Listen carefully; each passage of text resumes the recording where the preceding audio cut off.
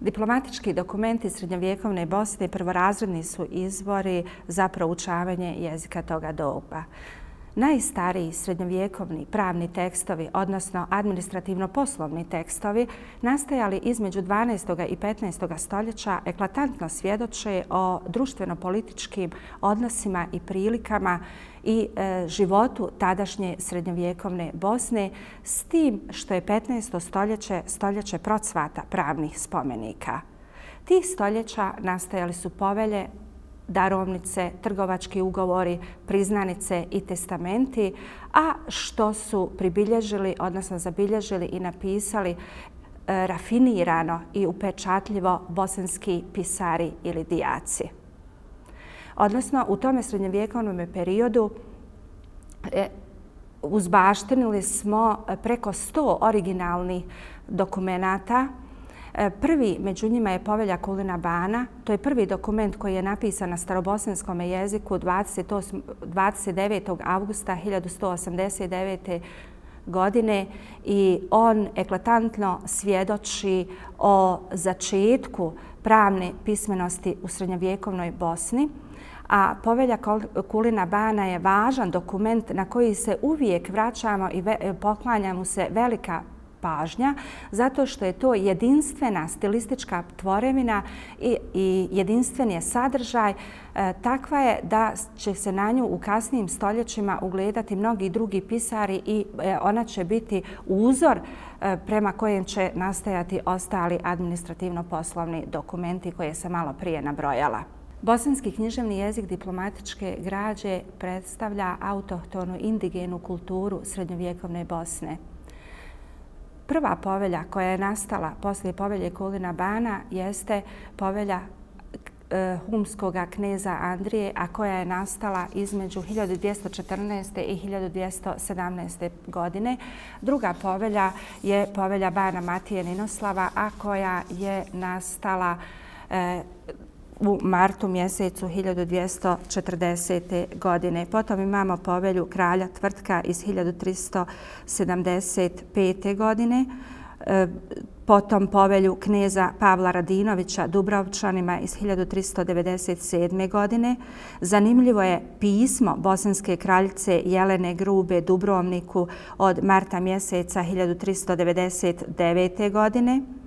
Zatim priznanica Radoslava Pavlovića Dubrovniku iz 1439. godine, potvrda vojvode Radosava njegove žene Todore i sina Ivaniša Dubrovniku iz 1439. godine i zanimljivo je da u toj potvrdi u 22. redu imamo slovo T koje je napisano uglatom glagoljicom. Dakle, pisar te povelje poznavao je i drugo pismo. Inače su pisari srednjovjekovnog perioda poznavali 2 ili 3 pisma. I on je u ovoj potvrdi na neki način htio da pokaže da poznaje i glagoljicu osim ćirilice i bosančice u tome periodu.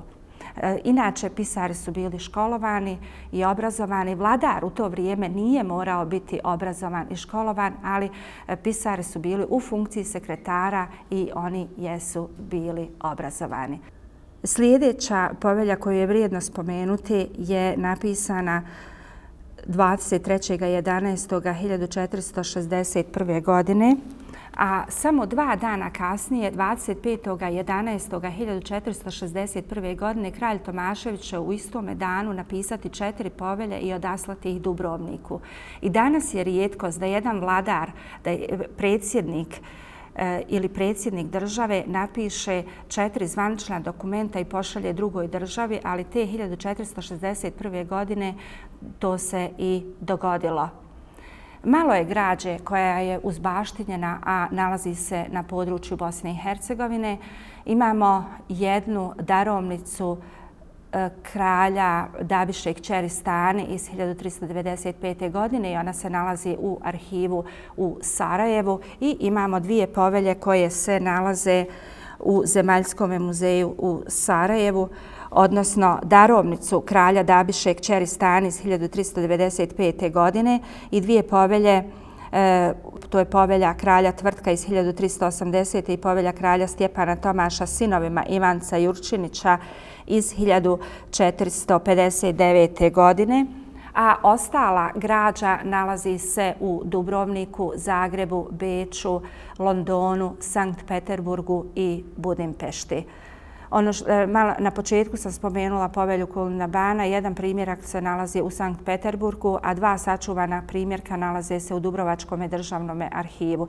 Naime, historijska nauka nas uči i historičari da je u srednjovjekovnom periodu bilo uobičajeno da se pišu po 4 dokumenta. 2 dokumenta su ostajala onome koje je pisao, dakle feudalcu ili bosanskome vladaru, a 2 dokumenta su išla na adresu kome su bila namijenjena.